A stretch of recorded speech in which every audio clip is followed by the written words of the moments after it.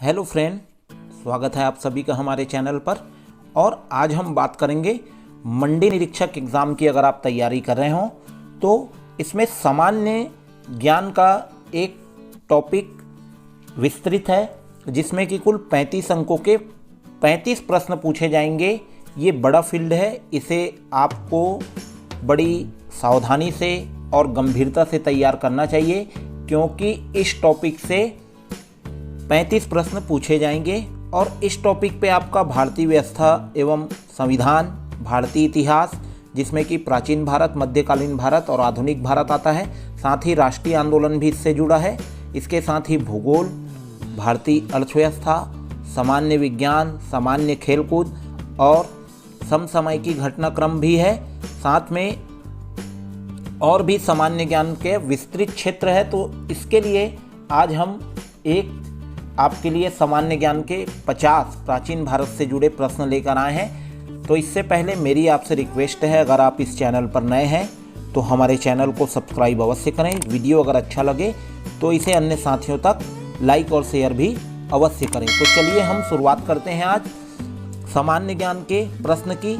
और ये सभी प्रतियोगी परीक्षाओं के लिए वीडियो उपयोगी है, इसे आप समस्त प्रतिभागी तक शेयर अवश्य करिए। तो चलिए हम शुरुआत करते हैं यहाँ पर प्राचीन भारत के लगभग 50 प्रश्नों की।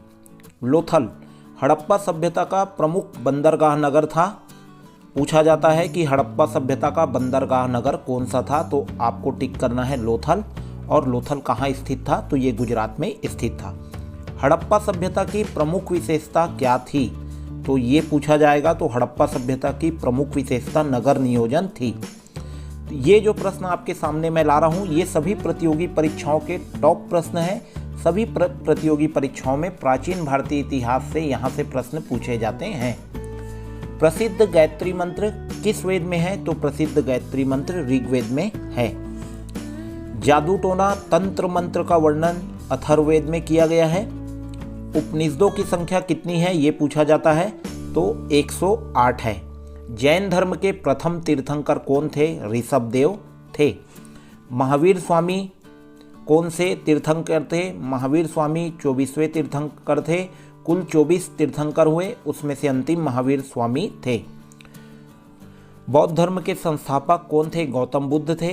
उनका जन्म कहाँ हुआ, कपिलवस्तु के लुम्बिनी में हुआ था। और उनकी मृत्यु कहाँ हुई, ये पूछा जाता है, तो कुशीनगर में मृत्यु हुई। गौतम बुद्ध से एक सवाल हमेशा पूछा जाता है कि गौतम बुद्ध ने प्रथम प्रवचन कहाँ दिया था, तो गौतम बुद्ध ने प्रथम प्रवचन सारनाथ में दिया था। अष्टांगिक मार्ग किस धर्म से संबंधित है, बौद्ध धर्म से संबंधित है। त्रिपिटक किस धर्म के साहित्य हैं, त्रिपिटक बौद्ध धर्म के साहित्य हैं। हीनयान, महायान व वज्रयान किस धर्म की शाखाएं हैं, ये प्रश्न भी पूछा जाता है, तो बौद्ध धर्म की शाखाएं हैं। मौर्य साम्राज्य की स्थापना चंद्रगुप्त मौर्य ने चाणक्य के सहयोग से की थी। पूछा जाता है कि मौर्य साम्राज्य की स्थापना किसने की थी, तो आपको ध्यान रखना है, मौर्य साम्राज्य की स्थापना चंद्रगुप्त मौर्य ने चाणक्य के सहयोग से की थी। इंडिका का लेखक मेगास्थनीज है। कलिंग युद्ध कब हुआ, 261 ईस्वी पूर्व में हुआ था। इसे अशोक ने जीता था और इस युद्ध के पश्चात ही उसका हृदय परिवर्तन हो गया। ये एक मेजर टॉपिक है। कलिंग युद्ध से 3-4 प्रश्न हमेशा पूछे जाते हैं, कब हुआ था और कलिंग युद्ध किसने लड़ा था, तो अशोक ने लड़ा था। और किस युद्ध के पश्चात अशोक का हृदय परिवर्तन हुआ, तो कलिंग युद्ध 261 ईस्वी पूर्व के पश्चात। मौर्यकालीन प्रशासन की जानकारी कौटिल्य की पुस्तक अर्थशास्त्र से होती है। अर्थशास्त्र किसने लिखी, कौटिल्य ने लिखी। और ये मौर्यकालीन प्रशासन की जानकारी देता है, इसे आप ध्यान रखिए। कौटिल्य का जो अर्थशास्त्र है उसमें आप कंफ्यूज ना होएं कि ये अर्थशास्त्र की जानकारी देता है। ये मौर्यकालीन प्रशासन का विस्तृत वर्णन इसमें किया गया है। कनिष्क कुषाणों का महत्वपूर्ण शासक था, कुषाण वंश जो थे। और इसने शक संवत प्रारंभ किया। शक संवत किसने प्रारंभ किया, कनिष्क ने प्रारंभ किया 78 ईस्वी में। भारतीय नेपोलियन किसे कहा जाता है, तो गुप्त साम्राज्य के समुद्रगुप्त को भारतीय नेपोलियन कहा जाता है। ये प्रश्न भी हर एक प्रतियोगी परीक्षाओं के एग्जाम में पूछे जाते हैं कि भारतीय नेपोलियन किसे कहा जाता है, समुद्रगुप्त को कहा जाता है। और गुप्त साम्राज्य का सबसे प्रसिद्ध शासक चंद्रगुप्त द्वितीय इसने विक्रमादित्य की उपाधि धारण की थी। और यहाँ से एक प्रश्न बनता है कि किसने अपने दरबार में नवरत्नों को संरक्षण दिया था, तो चंद्रगुप्त द्वितीय विक्रमादित्य। विक्रमादित्य इसकी उपाधि थी और इसी के दरबार में नवरत्नों में कालिदास, वराहमिहिर, आर्यभट्ट, धन्वंतरी प्रमुख थे। कालिदास की रचना हमेशा पूछी जाती है, तो आप उसकी जितनी भी रचनाएं हैं उसे ध्यान रखिए। यहाँ पर मैं 3 रचनाओं का उल्लेख कर रहा हूँ। कालिदास की रचना है अभिज्ञान शकुंतलम, मेघदूतम और ऋतु सहारम, ये कालिदास की रचना है। उसी तरह पृथ्वीराज रासो जो एक पुस्तक है, ग्रंथ है, इसके रचयिता चंद्रबरदाई हैं। खजुराहो के मंदिर का निर्माण चंदेल राजाओं ने कराया था। ये प्रश्न भी पूछा जाता है कि खजुराहो के मंदिर का निर्माण किसने कराया। आदि मानव ने सर्वप्रथम किस पशु को पालतू बनाया, उत्तर कुत्ता। मानव ने सर्वप्रथम किस धातु का प्रयोग किया, उत्तर तांबा। सत्यमेव जयते की उक्ति कहाँ से ली गई है, सत्यमेव जयते की उक्ति मुंडकोपनिषद से ली गई है। कौन सा वेद गद्य और पद्य दोनों में है, यजुर्वेद। अशोक के शिलालेखों को सर्वप्रथम किसने पढ़ा, जेम्स प्रिंसेप। भारत में सर्वप्रथम सोने के सिक्के इंडो ग्रीक शासक हिंद यवन शासक ने चलाए। चीनी यात्री फाहयान किसके शासनकाल में भारत आया था, तो ये आपको ध्यान रखना है, चंद्रगुप्त विक्रमादित्य के शासनकाल में भारत आया था। और नवरत्न किसके दरबार में थे, तो ये भी प्रश्न चंद्रगुप्त विक्रमादित्य के दरबार में थे, ये प्रश्न पूछा जाता है।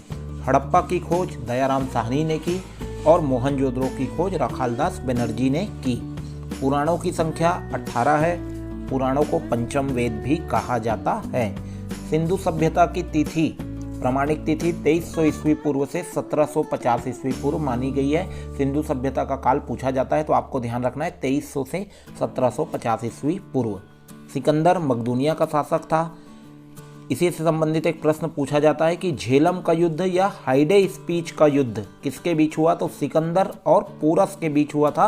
पोरस भारतीय शासक था। 326 ईस्वी पूर्व में झेलम नदी के तट पर हुआ था। महावीर ने किस भाषा में उपदेश दिया, ये भी पूछा जाता है, तो प्राकृत भाषा में उपदेश दिया। और महात्मा बुद्ध ने पाली भाषा का प्रयोग किया उपदेश देने के लिए, तो महावीर ने प्राकृत भाषा और गौतम बुद्ध ने पाली भाषा का प्रयोग किया।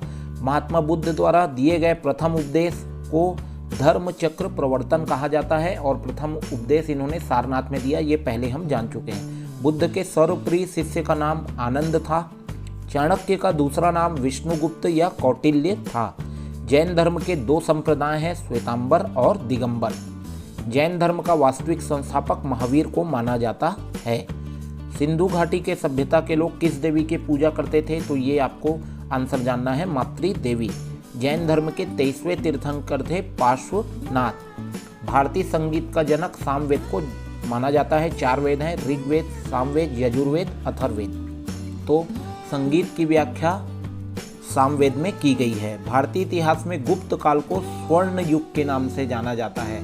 प्रश्न आता है कि किस काल को भारतीय इतिहास में, प्राचीन भारतीय इतिहास में स्वर्ण काल के नाम से जाना जाता है, तो जो गुप्त काल है वो भारतीय इतिहास का, प्राचीन भारतीय इतिहास का स्वर्ण युग माना जाता है। सबसे प्राचीन एवं प्रामाणिक स्मृति मनुस्मृति है।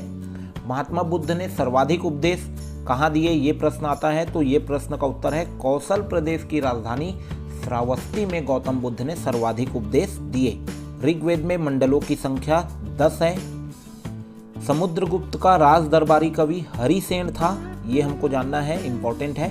हरिसेन ने समुद्रगुप्त की विजयों का वर्णन किया है और इसका वर्णन हरिसेन ने प्रयाग प्रशस्ति, जिसे इलाहाबाद प्रशस्ति भी कहा जाता है, इसमें किया है। इसमें से 3-4 प्रश्न बनते हैं। समुद्रगुप्त का राज दरबारी कौन था, हरिसेन था। हरिसेन ने समुद्रगुप्त की विजयों का वर्णन किया है और हरिसेन ने समुद्रगुप्त की विजयों का वर्णन इलाहाबाद प्रशस्ति या प्रयाग प्रशस्ति में किया है। कुषाण वंश का सबसे प्रसिद्ध शासक कनिष्क था।